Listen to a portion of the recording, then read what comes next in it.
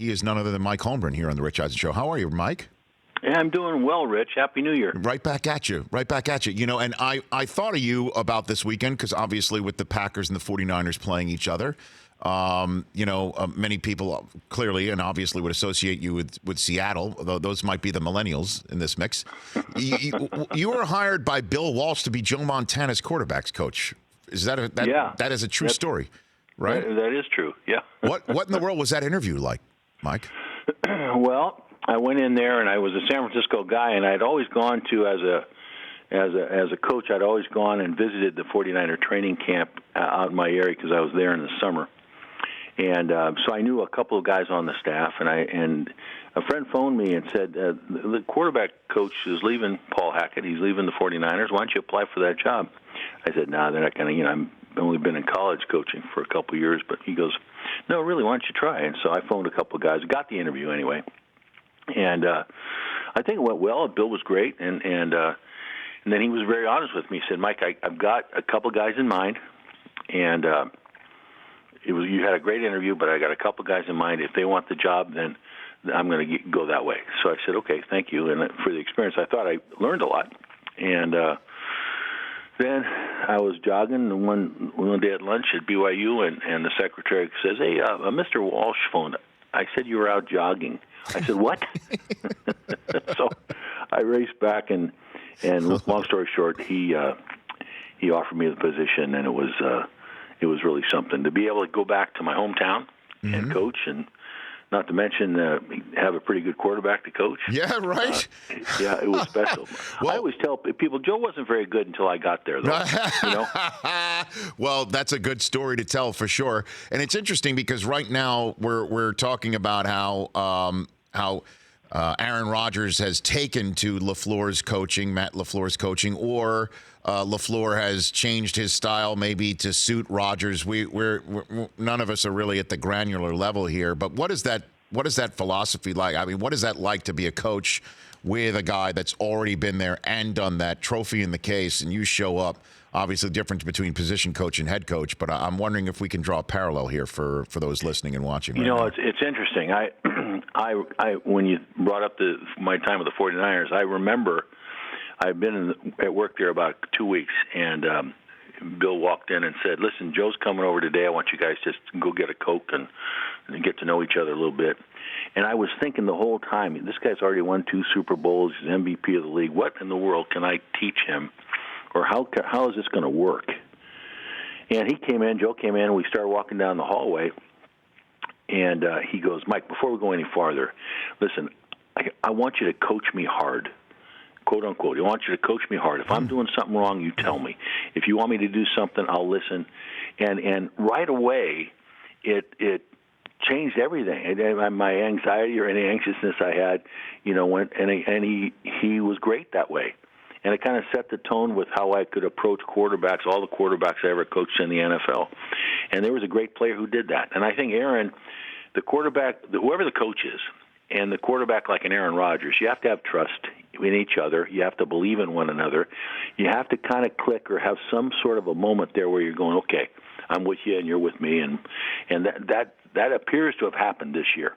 Yeah, I would say. Aaron. And, yeah. And, it's hard when you're going in and there's a superstar there. He's setting his ways. He's learning a new offense, and But you, as the coach, that's what you're paid to do. You're paid to make it work somehow. So, as the adult in the room, you got to figure out how to do that.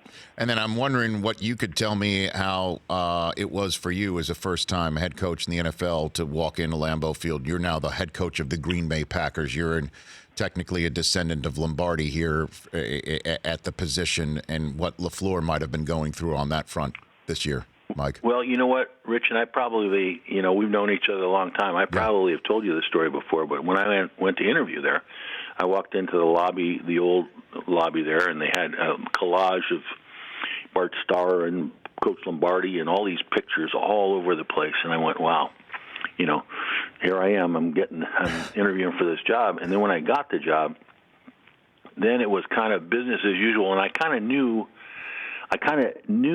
that I couldn't be Coach Lombardi. And everyone, it's funny how people viewed the coach of the Green Bay Packers. And so I think it's very important to be your own person, But then walking out the first game, I'll never forget it, in preseason, walking out through that little narrow opening out into the field, and it was like surreal.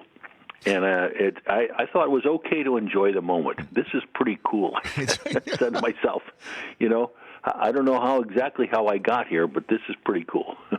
And then when did you hire Andy Reid, who has got a shot at getting back to the Super Bowl this weekend with the Chiefs? What was that process like, Mike? How do you get on your radar screen and all that good stuff? Well, Andy actually was my first hire. And I had, at BYU, one of my jobs, I was a quarterback coach, but then one of my jobs was I was in charge of the graduate assistant coaches. And, every school I think we had about 6 of them. Mm-hmm. Andy was one of those guys. He had just finished school there. I think he was in graduate school, helping out coaching the football team. And right away, we clicked, and our personalities clicked, and I knew, it's easy for me to say that now because he's such a great coach, but I knew then this guy's going places, and I was able to help him get some jobs early on in his career. And I said, if I ever get a head job, I'm phoning you.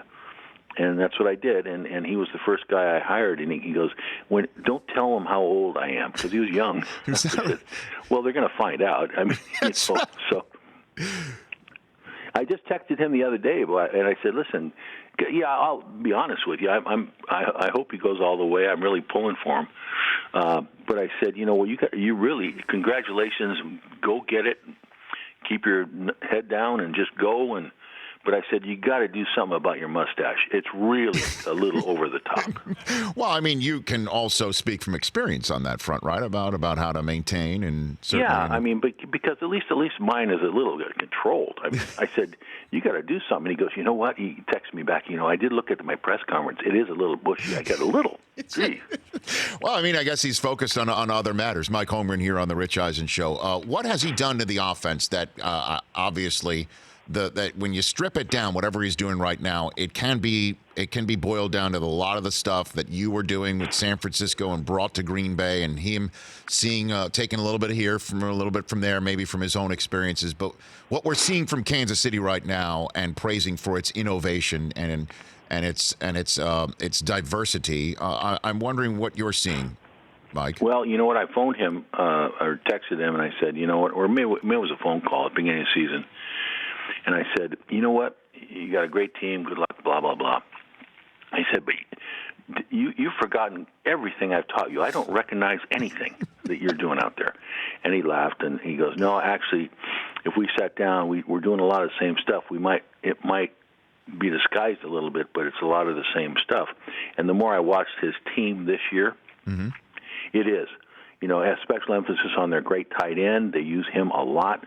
Now the motions and the college game, has come into the NFL. They do that, but they also have the right quarterback to do that stuff. And so it's fun to watch his offense. I mean, they are really good. And I think in this game, Rich, I think they're going to need it because I think Tennessee brings a different style. But every bit as effective. Well, I mean, have you seen? I mean, you've seen a lot of football, Mike. The yardage speaks for itself. But anything like Derrick Henry and how he has provided many business decisions for some stellar defensive players to make them think twice before they try and wrap and take down. I mean, he has been something else. Anything that you've seen that comes close to what Derrick Henry has put out on the field here, Mike? It's been remarkable. He's had quite a run, and his offensive line also has a lot to do with that. But the closest comparison, because you're always asked to make comparisons. Yep. I equate him with Eric Dickerson. Eric was a big back. Went against him many times, and he would move great, but he could also damage you if you tried to tackle him improperly. So that's what I think of when I think of him. I really do. I don't know if Derrick Henry's as fast as Eric was, but there's some similarities there, I think. Yeah, I mean, the way Eric ran straight up, right? And then was coming right down hill and just slash, and then suddenly it's an 8-yard gain that becomes 30, 40, 50. That's without the goggles, obviously, an excellent comparison.